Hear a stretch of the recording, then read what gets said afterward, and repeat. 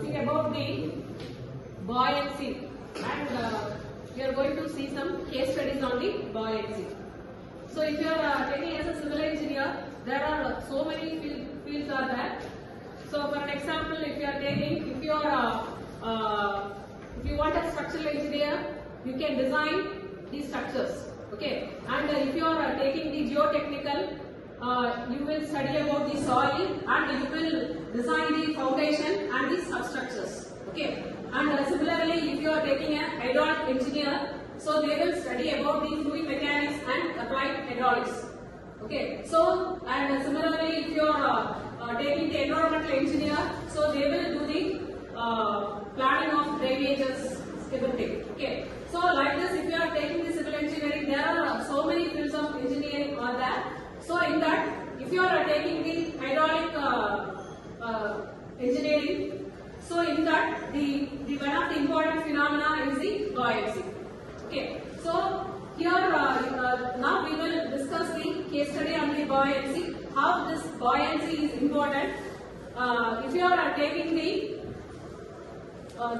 ship which is floating on a river or some seashore, so how it is possible? So if you are taking that any ship, so the weight of the ship will be more. So there will be the it may be float for a year also. Okay, and there will be mainly there are three ways of transporting the things from one country to the another country. So one is by highway. Okay, and another is by airway. The important thing is another is the waterway. Okay, so if you are taking that waterway, there are by means of the ship we are importing or exporting the objects, the things which is heavy. So the machineries we are importing or exporting by means of the ships only. So if you are taking that machinery, the weight of the machinery will be large. So that's why we are not able to transport by means of railway or highway or airway. Okay, so in that the waterway is very important. In that waterway, the ship is very important. Okay, so now we will see that in that how the buoyancy is important. So now we will discuss about that. So will you please tell me about that? What is the buoyancy? Buoyancy means when we put any object into a water, then there will be some force act downward. The opposite force of the okay, so you just explain with this. So what is happening here? Okay, we are going to see how the object behaves. If the object has less density than water, the object always floats on the water. When the object density is higher than the water, then the water sinks. Object sinks. Object sinks. Okay, so you can see that the object is sink. So now here we will see that what is the phenomenon which is involved here. Explain. Someone explain. So for the center of buoyancy, entire displaced fluid is considered to act. Remains perfectly balanced if the displaced fluid is held at this point.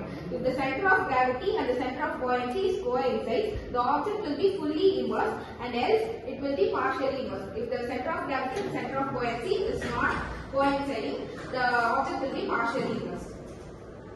So let's see about buoyancy force and force acting on an object. There are two main forces acting on an object. One is buoyant force, another one is weight of the object. The buoyant force acts upward and the weight of the object acts downward due to gravity.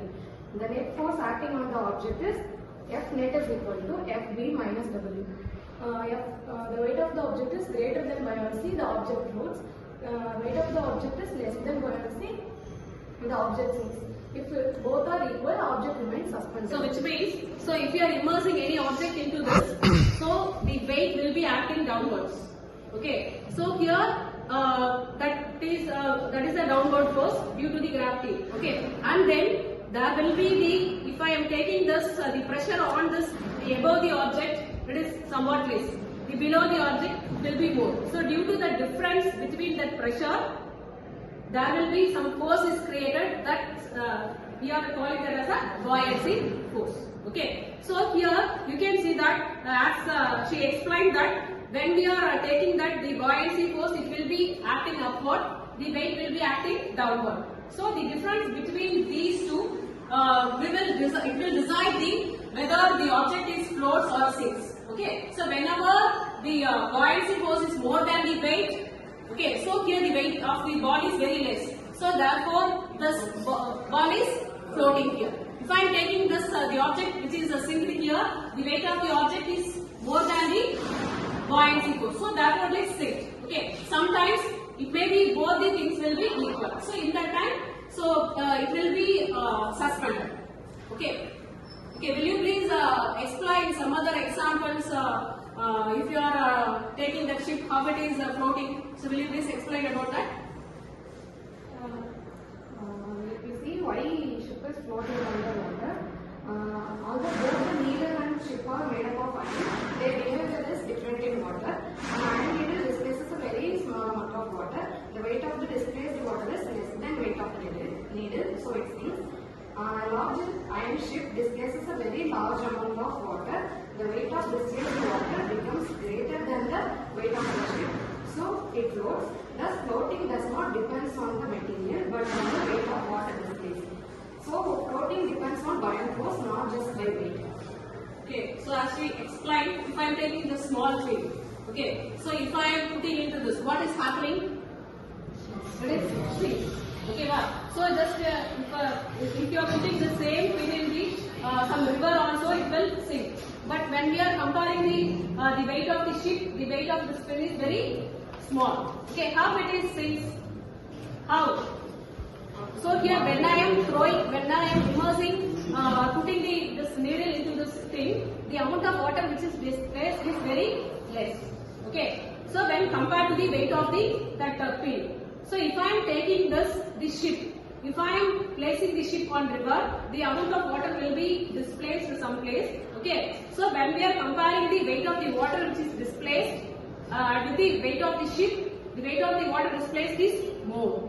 So due to that, the ship is floating. Okay. So this is the important phenomena. So that is the reason for if you are transporting heavy machineries or heavy any objects, if you are transporting from the one country to another country, and if you are taking that, the self-weight of the ship will be there. It is made up of some thick materials only. Okay, and we are also, there will be the people may be traveling from one place to the other place, so there will be the line loads will be there on that. Okay, and the machinery weight. So even though that heavy weight, the ship is floating. So this is the reason for floating of the ship in the river or the sea. Okay, so I think are you clear on the buoyancy? So if you are taking that how the buoyancy is important for civil engineer, someone explain. So buoyancy in civil engineering.